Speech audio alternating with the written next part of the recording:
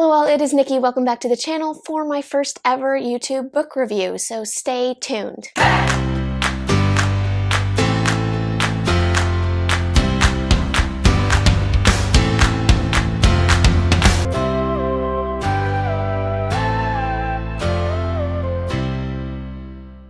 So I mentioned in my last video over here that I was reading Effie Joe Stock's Child of the Dragon Prophecy. Fortunately, God opened up some time for me in the last exam week, and I was actually able not only to sink my teeth into this cool story, but I could finish it. So there, Autumn Goals video, I have accomplished something this season. I've never done a book review video before, and honestly, I sort of hesitate to call it a book review video. For one, I am on Effie Joe Stock's launch team, so no matter what, I'm going to encourage you to read this book. But for another thing, I don't know, just reading is such a subjective experience. So much of what we think of a book that we read just depends on our personal taste. But that said, this is a book review. I'm going to try to be as thorough and as detailed as possible, and that means touching on some of the lows as well as the highs in this book, because every book has them. I know that my own first book had a lot of them. I typically do book reviews on my blog every few weekends, so I'm planning to pop this one onto the blog as well. Stay tuned for that. And feel free to visit me there at www.nikkiflorica.com. I will also put the link in the description below. If you would like to subscribe to my newsletter on the website, you will not get spam. Your reward for that is A, you're making me super happy and really helping me out, and B, you will just get a little hello from me maybe every couple months. No spam, very low impact, and it's just super helpful for writers while they're trying to build their platform. The mailing list is a really big part of that. Anywho, Child of the Dragon Prophecy. So I went ahead and purchased a special edition of this book, which I do not regret at all. It is a hardcover with a real dust jacket, which I thought was very interesting because the self-publishing company that I tried out in my first go didn't offer a dust jacket. So I think that's really cool, and it just makes it feel all the more legit. The book itself is decorated, I am assuming, with custom art by the author, which I think is just gorgeous. The edges are green, and she hand-painted stars and moons onto the edges of the pages. So just the entire book just screams attention to detail. As soon as I saw it, I just felt like, wow, clearly just a lot of love and effort went into making this book just look as beautiful as possible. Mission accomplished. In my case, it also came with some promo materials, which is always fun. And to give you a taste of what the author wants you to see when you pick up her book in a bookstore, I am going to now read her blurb in my best blurb reading voice. A future foreseen, a past forgotten. The savior child of the dragon prophecy is born. Raised by centaurs, then forsaken by humans, Stefania longs for a place to belong, but home keeps slipping away as fragmented memories. Those disturbing memories relentlessly haunt her, and the hometown where she has never felt welcome stands against her. When Stefania seeks an escape, she unwittingly begins a journey of self-discovery, and her long-thought-forgotten memories, shape-shifting demons, a liar surrounded by dangerous magic, and newfound lies emerge as threats that may break her or finally lead her to her true home. Will Stefania be able to put aside her hate and pain to accept who she truly is? Or will she let it drag her and all of Duvarharia to its doom? I really hope I pronounced that correctly.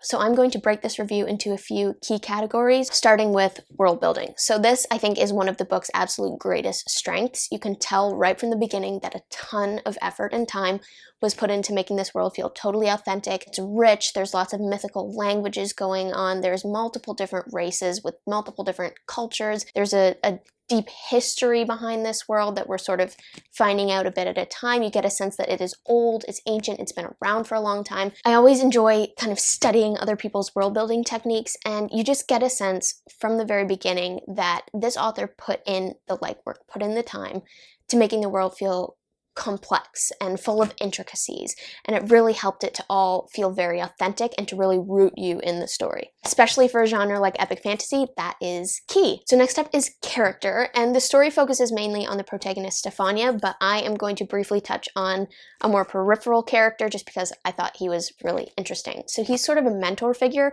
which normally I don't really go for, but the author just did a really good job of making him feel really complex, really heavy. He wasn't as like morally sort of clear cut as mentor figures usually are. Not that he's a bad character, but it really helps you to feel the struggles that he's going through. You get a sense that he's been carrying like really heavy burdens for like hundreds and hundreds of years, and it's finally starting to like wear him down. Glasses adjustment. I would have liked to see more of this character because he's mostly in part 1, but all in all, I'm looking forward to seeing more of him in the books to come. And now for Stefania, the main character. This was one area where I kind of struggled with the book. A lot of the book focuses on her as a child, which makes it a little bit difficult to connect with her in a meaningful way. And then when you see her as a young adult, I just felt like she wasn't the kind of character that I can personally relate to. Like, she's got a lot of hatred and vengeance and bitterness building up inside of her, which can make a really great character. Just in this particular case, and because I guess it's in the early stages of her character arc, I felt like she came across as a little bit of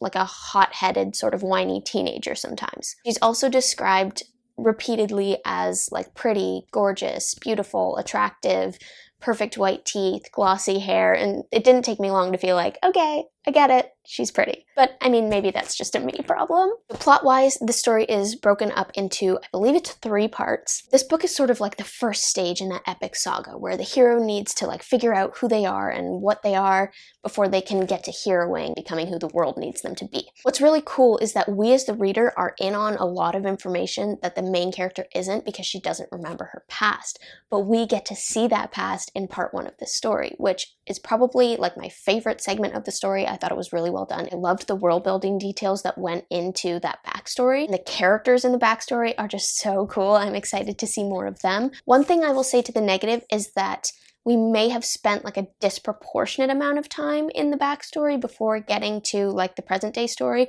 You're rolling along thinking, oh, this is the story. But then you skip to present day and it's like, oh wait, no, this is the story. But then the book is done before that really gets rolling, if that makes any kind of sense. That said, I really did enjoy the backstory segment and I wouldn't want to like cut things out of it necessarily. It just felt like maybe the balance was a little bit off and we could have seen a little more of the present day. That said though, it does sort of promise big things ahead in the second book because now we've laid all this groundwork. You can expect things to really go down in book 2. This book is clean. There's a lot of different religions going on, but there's a clear sense of like spiritual truth sort of simmering underneath the story, and I'm excited to see God's truth sort of come to the surface of the story and interact with the main character. I also really appreciate the family vibes in Stefania's 2 different adoptive families. I love the adoptive family trope. I have a couple of them myself, and they're just like, ugh, my favorite story thing. Time to wrap up. Okay, so Child of the Dragon Prophecy is well worth a read. It is unique.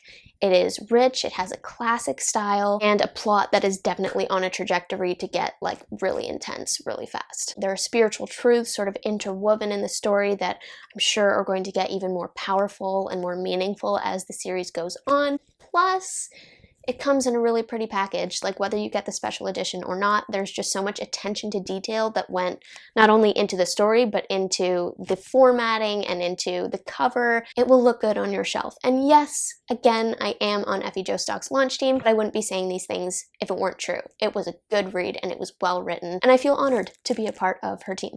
Before I sign off, I should say that reading this book and also starting to reread the Stormlight Archive, I've been feeling very inspired to keep working on Operation Fantasy Revamp, which I haven't touched since before NaNoWriMo.